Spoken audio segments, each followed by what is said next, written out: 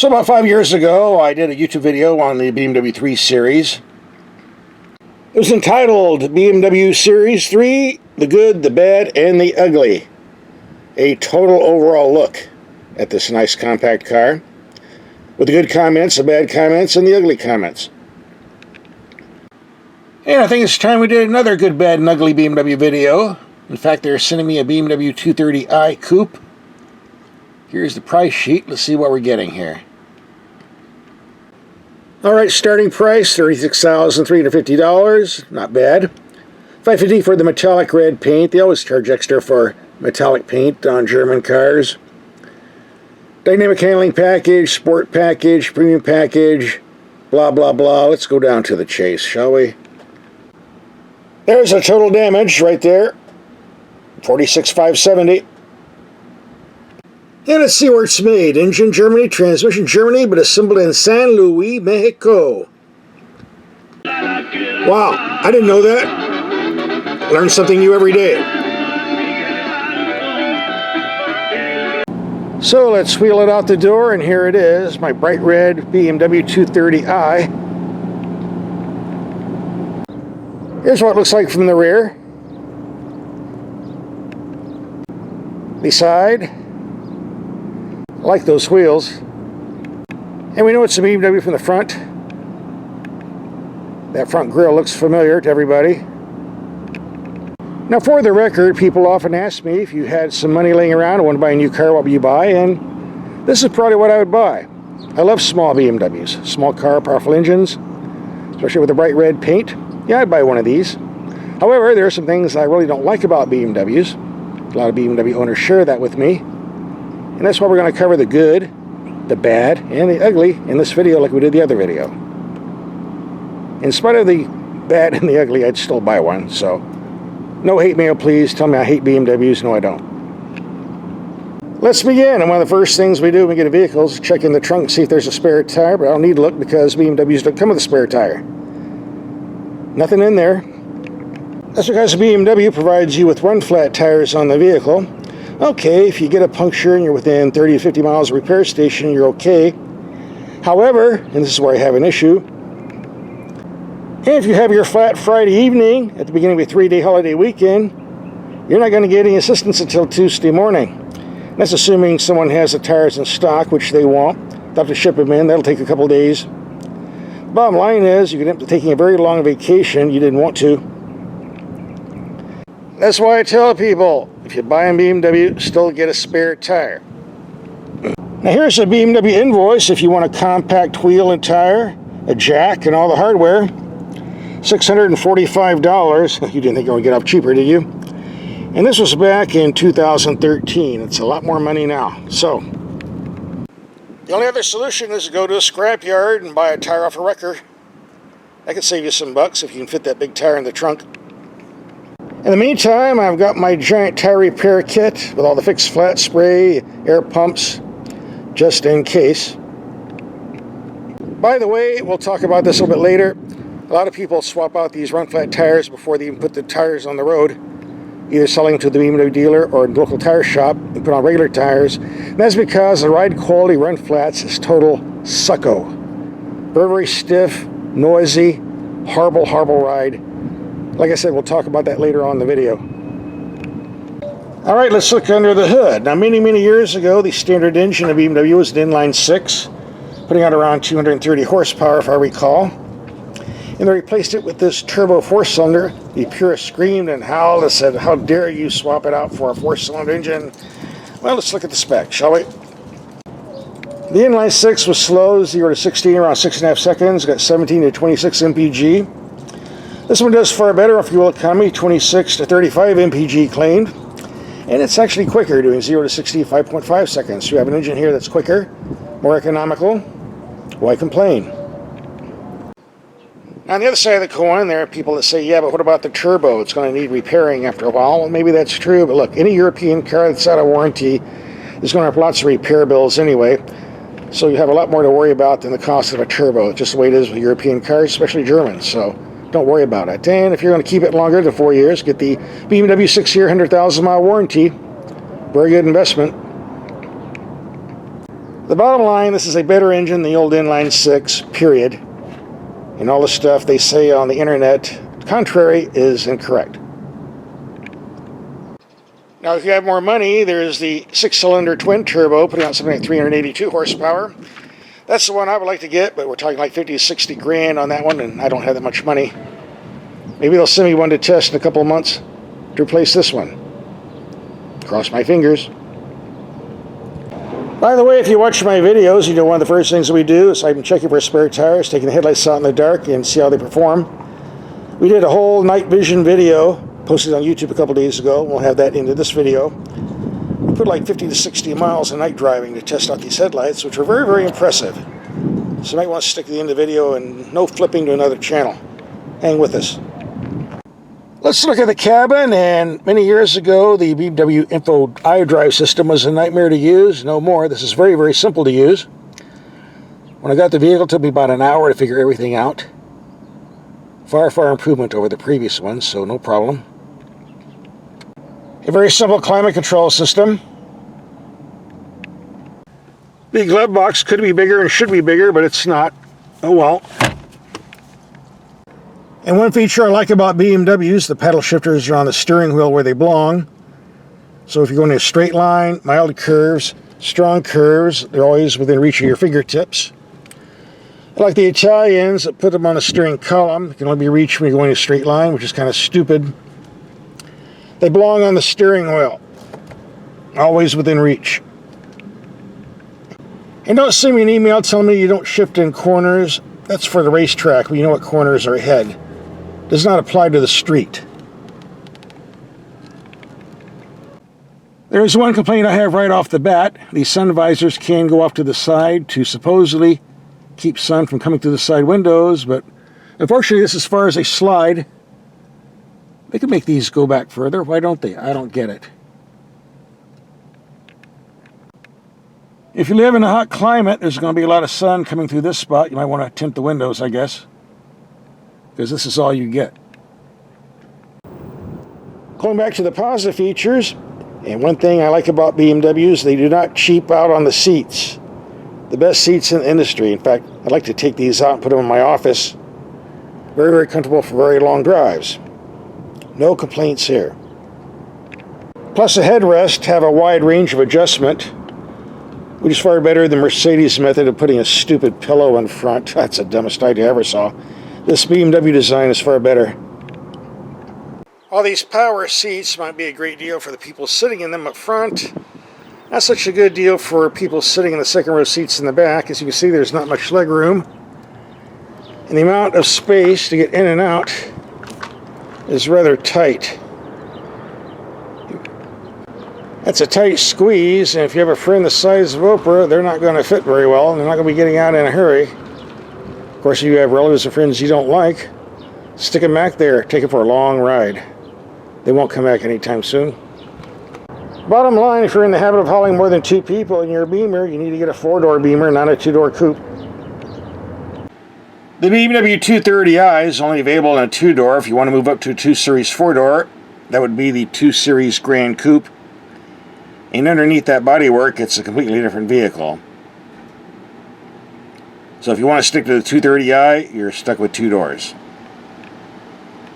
One note, if you live where there's a lot of snow and mud, it's going to get on these rocker panels and get on your pants very, very wide, and builds up on the outside here. So you might want to keep some paper towels and rags handy to wipe this off, or it's going to get on your pants.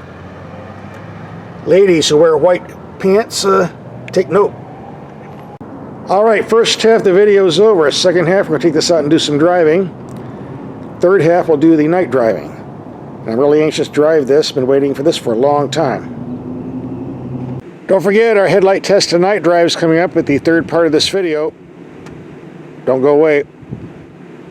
The night driving is the fun part.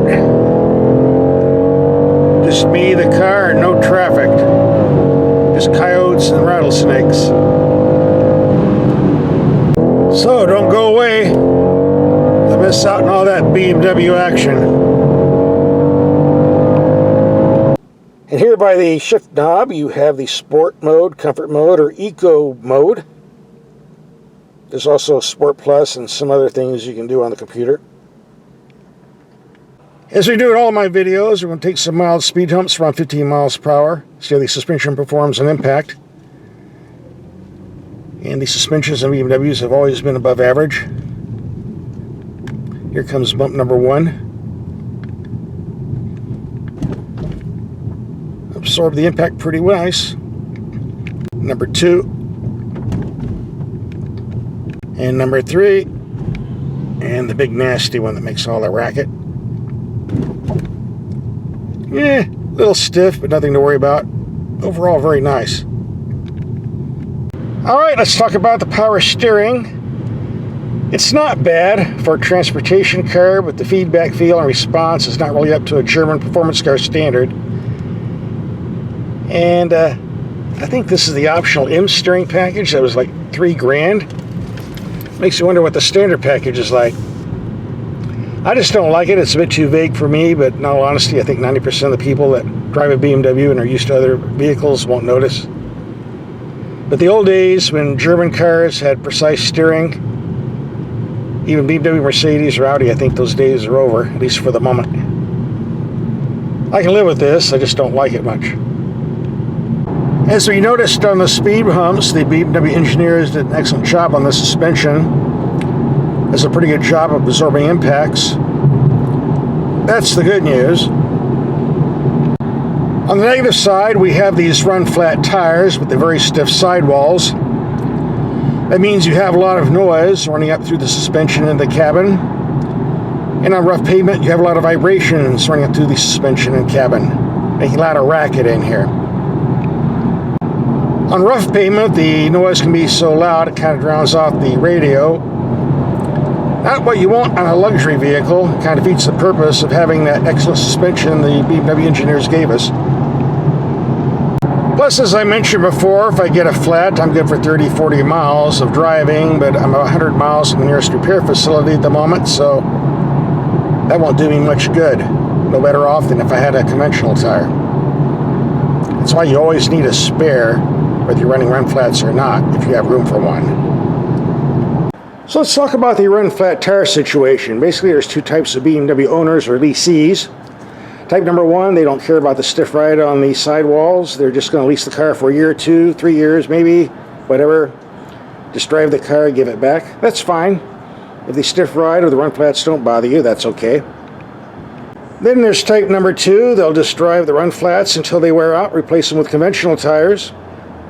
That means you got to drive the run flats for like 20,000 miles or so and put up with a stiff ride. Why do that? There's a third solution that's far better if you want to get rid of these. And that solution is very simple. Before you take delivery of the car, contact your local tire dealer so you can swap these run flats out for conventional tires. New car takeoffs, it's called. And you might be able to do it no charge, because the last time I priced these run flats, they were something like $550 a piece. That's over $2,000 for a set of 4, while a conventional performance tire usually runs around $250, $275 a piece. You're talking about $1,000, $1,200 a set. You might break even. Then again, you might not. But it won't cost you that much to swap over if you find a good tire dealer. Maybe the BMW dealer will work out with you. Give it a shot and see. And after that, just a matter of buying a spare tire. You can spend the $700 for the BMW brand new setup, or go to the salvage yard and get a spare wheel and tire for like $100. $200, buy a jack, you're all set to go. The third alternative is what I would do if I was getting a BMW, but that's me, maybe not you. Okay, let's talk about fuel economy on this turbo 4-banger. Being driven hard, worst case scenario, I've gotten 23 mpg in hard city driving with my foot on the throttle. On a 150-mile highway trip, passing everybody I could. I was in a hurry.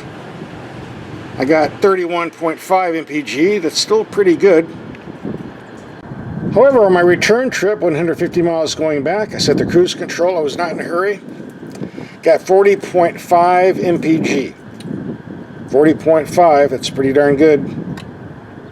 In a mixed commuting, a little bit of city, a little bit of freeway, not in a hurry, getting around 26 to 28 mpg. So if you're skeptical about the claimed fuel economy of 26 miles per gallon to 35 miles per gallon on the window sticker, trust me, you can match that, and in some cases you can exceed that. Because once again, this is a very, very nice engine. The only complaint I have with this motor is the same complaint I have with BMWs in general. They did away with the dipstick to check the oil. It's on a computer screen on the dash, and that is just a dumb idea. It's more of your German complicated engineering, but it is what it is. You can't do anything about it. Not a deal killer. It's kind of annoying. No big deal. Alright, enough talk about fuel economy. Time to take this out on the back twisties. That's what BMWs are for. Even though a lot of people don't use them for that. What a shame. I'm told the top speed on the American issued BMWs is 130 miles per hour. They do that because of the performance tire ratings that are limited at 130 miles per hour. In other countries, I'm told it's 155. How fast do you want to go?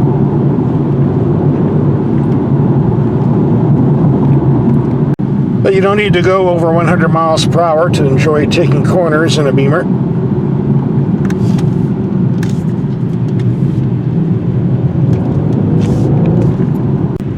And this is another reason why paddle shifters belong on the steering wheel, because in these tight corners, I can always reach the paddles and shift down to a lower gear when taking these tight hairpins. Can't do that if it's in the column.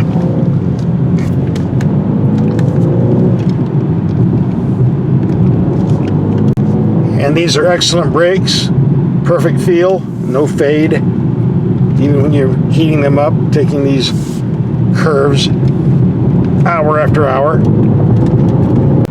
There's a slow poke on every road. By the way, the BMW 2 Series does come in all-wheel drive, which means we could take a road like this with the loose gravel. But we don't have all-wheel drive, and of course, again, we don't have a spare if we get a flat on these sharp rocks anyway, so I'm not going to take this road, but nice to know you could if you wanted to, if it was set up properly. Oh goody, I got one of those self-driving cars in front of me. What do they call that company? Waymo or whatever. It's got the revolving dome on the roof.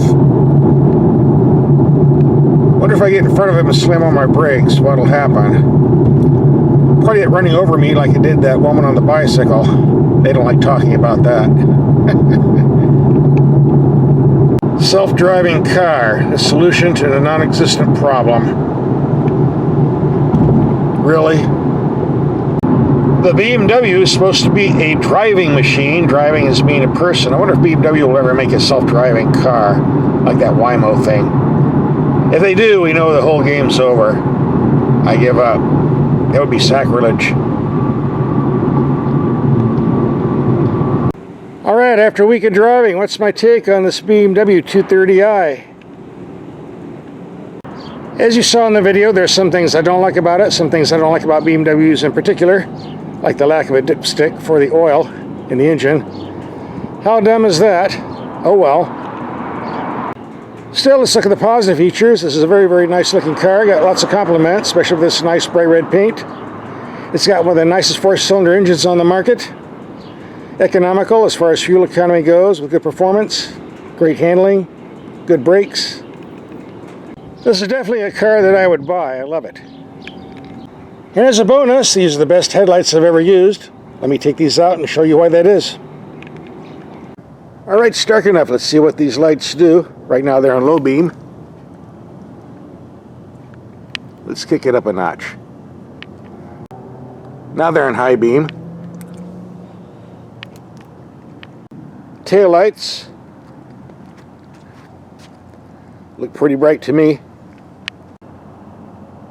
Emergency flashers with the tail lights on. Also on the mirror. Very bright in the front. But much easier to see with the headlights off, that's for sure.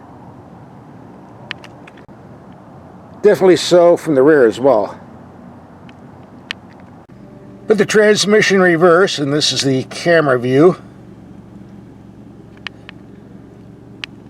Yeah, it's a bit on the small side, but it's a small vehicle, so why complain? And the other controls and buttons light up pretty good.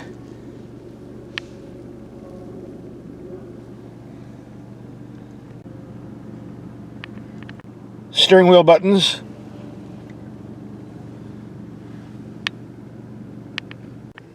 Getting back to the headlights, on a wall 100 feet away, 33 yards, very bright on low beam. Good height. Looks pretty good. Go to high beam. Definitely strong in the middle. It appears we have active headlights. That means the headlights turn the same direction as the steering wheel is being turned. Comes in great when taking corners, especially on tight mountain roads. Maybe we'll get a chance to try it out tonight. Since we're out here in the dark, let's take a little drive in the country and see how these lights work. Seem to be going up quite out there, whether on low beam or high beam. More to come.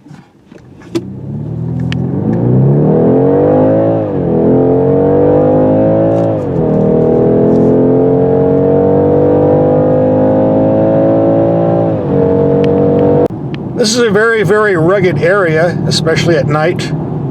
All kinds of wildlife out here. I think rattlesnakes, skunks, mountain lions.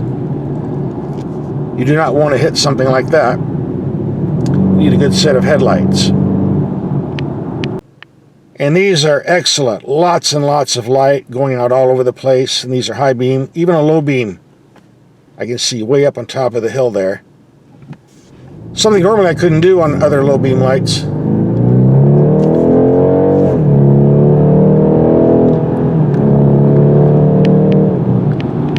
Plus on that, since they're active lights turning in the same direction as the steering wheel, which means the same direction as the car on these corners, I get to see what's around the corners. That's a neat feature, especially if you're driving in a hurry like we are.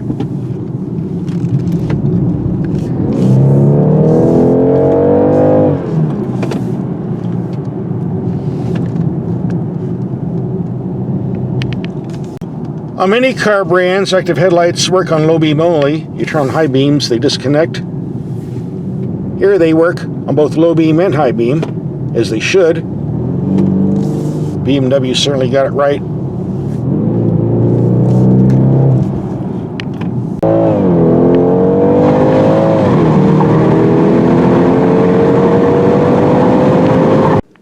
And the first thing we want to do, we pass through town, see if there's anybody in jail. Wow, these headlights do a great job of illuminating the whole jail cell up. These are very nice lights. Hey, doggone it, the bar is always closed when I get here. Just a little bit too late. And people always ask me, where's the spot you're driving at? Well, here you go. Now you know.